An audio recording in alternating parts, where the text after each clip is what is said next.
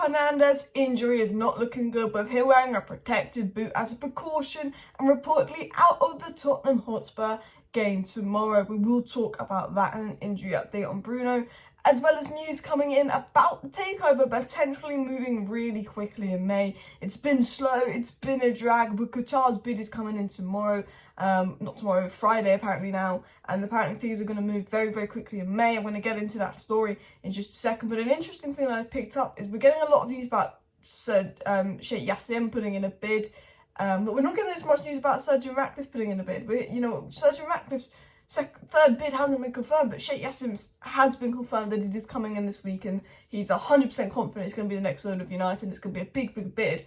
But we're not hearing much about Sergio Ratcliffe, which I think is interesting. Maybe is he going to put in another bid or not? I don't know. I assume he will be. He's not said he's pulled out or anything, but I did also think that, and I don't know if anyone else noticed that, but I do want to get into the takeover news. I do want to get into the Bruno Fernandes injury update and a bit more. There were some stories coming out today about United, obviously keeping an eye on Victor Osimhen, just in case whatever goes on with Kane goes on with Kane, dealing with Daniel Levy. They're looking at Goncalo Ramos, Benjamin Sesko,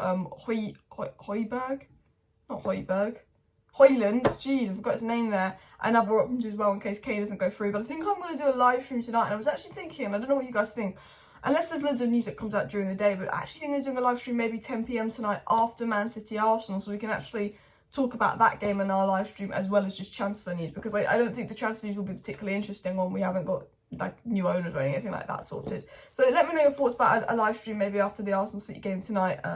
Much more energised today, so I will be awake.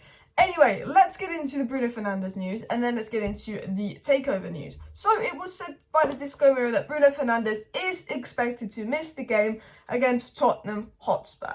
It's been said by a few sources that Bruno will be out injured for the Tottenham Hotspur game. He's wearing a protective boot and could miss a couple of games, is the big fear. This could even involve missing, Sunday's game at the weekend. This could involve missing a couple of games for United at an absolutely crucial time, and we know that we fall off about Bruno. This is really poor timing. No Varane, no Martinez, no Bruno. Just got Casemiro back. Injury, that. Bruno's a warrior. I think, although it could be a couple of weeks, I think he's the type of guy that would miss one game and come back. Bruno never gets injured. We're cursed with injuries when Bruno gets injured. Bruno never gets injured. And now he has. It's like we are literally cursed with injuries. Now, I think that we should play Fred, Eriksen, Casemiro. I think when you don't have Bruno, you need someone that's ready to win the ball back. I think it's really important that Fred plays. I think he showed his purpose and his importance versus Brighton in the FA Cup semi-final. And look, it's only Tottenham, but they do need to bounce back from their 6-1 loss. So it's just annoying timing, but I'm hoping that this is just a one-game thing because it's Bruno and he's never injured and he comes back, because I think not having Bruno for these important games would be a big miss, on top of no Martinez, on top of no Varane. I think we can survive with Luke Shaw and Lindelof at centre-back as long as we've got Bruno and Anthony and Rashford and Martial and Casemiro, but it's just, I feel like we're just cursed with injuries, and we will get some more injury updates on Bruno, but he is a warrior. He is the guy that I could see just turning up and playing, but it's very likely he's going to miss the Tottenham Hotspur game. Hopefully not much longer, but if we do get updates, I will let you know. It was also said regarding the takeover that, from Ben Jacobs, that Sheikh Yassim will bid again on Friday for Manchester United, remains confident. Lots of people saying a bid's going to come Thursday or Friday, more people saying Friday now instead of Thursday, the final day. And I want to dive into a story by Give Me Sport that kind of talks about what Ben Jacobs said about the takeover and what's going on. So this report said Manchester United takeover could move quickly in May at Old Trafford. It was said that the Manchester United takeover could start to move forward quite quickly in the early part or middle part of May at Old Trafford, said CBS reporter Ben Jacobs. Now, I'm going to get into exactly what Ben Jacobs said, but basically, because they basically talk that because this is the final bid, this is the third and final round of bidding, it's not like we go to a fourth round of bidding, it is a preferred bidder is picked, and they go into negotiation period. They can pick two preferred bidders, but that preferred bidder is picked. They go into negotiation period, and essentially, after this, things kind of have to move quickly. Now, obviously, if people massively underbid and the Glazers are unhappy with the offers, it will move a lot slowly. But if there's an offer that the Glazers get that they're happy with, it is reported that things will just start to move quite quickly. Now, They also sort of gave us a little bit of an update surrounding, the Glazers' stance, the takeover, etc. And they said, according to reports, the Manchester United Supporters Trust has warned of an open revolt if the Glazers remain at Old Trafford after the takeover process. This comes after it was revealed that Joe and Avram Glazer are increasingly confident of securing the funding to remain in charge of Premier League giants ahead of the third and final round of bidding, which is set to include improved offers from Sir Jim, Sheikh Yassim Al Thani. So it's saying, once of all, we are going to get approved offers from Sheikh Yassim and Sir Jim. There are reports and rumours that the Glazers might get the funding they want to stay, but the fans have warned the Glazers they're going to be a revolt if they do stay. And I think the Glazers know there's going to be a revolt if they stay. I think the Glazers putting out that they're going to stay 1 minute and then they want the full sale the next minute is just to drive a bidding war, which is what kind of Ben Jacobs says. And it sort of continued up by saying, however, Ben Jacobs was told Give Me Sport that the Glazers would prefer a full sale of the Red Devils over minority investment, and the journalist believes that we're currently observing a lot of gamesmanship driven by United owners as they look to secure the best possible fee for the club's sale. So that's what Ben Jacobs had to say on that. They're saying, look, they're doing stories that they want to leave, but they actually want the full sale. They're doing stories that they want a minority stake, but they actually want a full sale. It's gamesmanship to get more money out of Qatar, to get more money out of Sir Jim. Qatar and Sir Jim are only bidding up against each other. The Glazers didn't get 3 or 4 other bidders for the full sale in the bidding war that they wanted. So they know that Qatar, that could bid 6 billion, are only going to bid slightly above Sir Jim. Whereas the Glazers would obviously want more people in there, so Qatar would be bidding 6-7 billion for United, and it would be an all-out war. They're not getting that, so it's all about this gamesmanship, minority stake, etc. Ben Jacobs continued up by saying, a full sale remains the most likely of options. At this point, it is fluid because we are a matter of days away from the final deadline, and I expect things to move with clarity and quite quickly in the early or middle part of May. So he's saying, look, the full sale is what they want.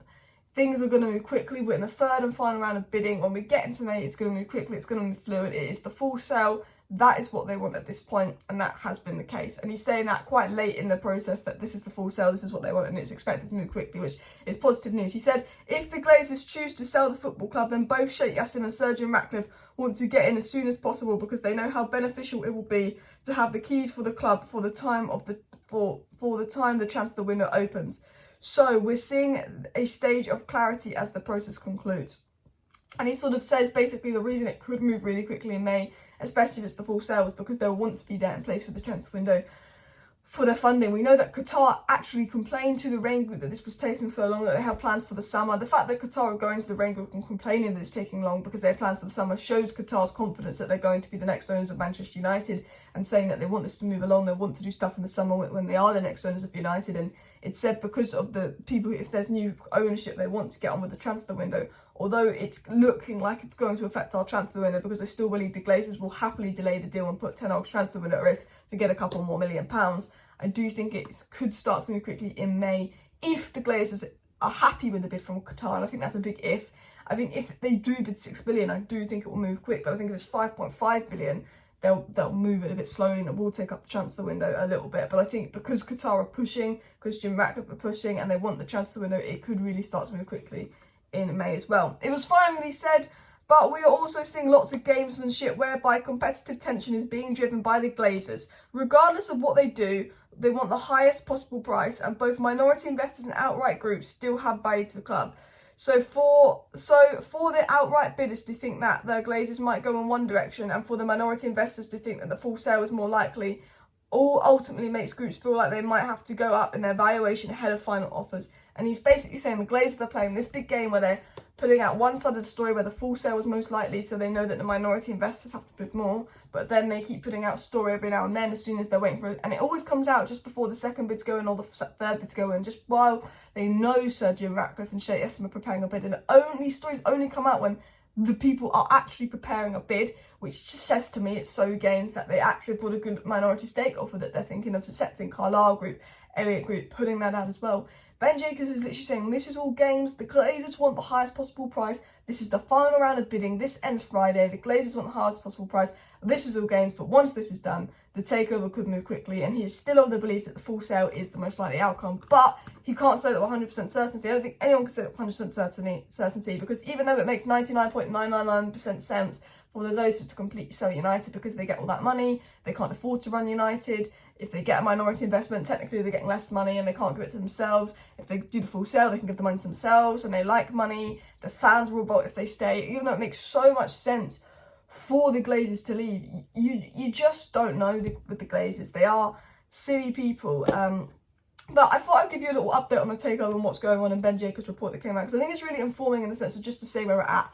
Bids this week. Glazers are playing games. They want as much money as possible, but this is the third and final round of bidding. We will find out soon, and it will start to move quickly soon in May. It's kind of his summary of what's going on, and I think that's probably the best way to put it. If we do get any updates, guys, of course, I will be live or do a video to update you guys. So smash a like, smash a subscribe. I might be live tonight then. See you then. Bye.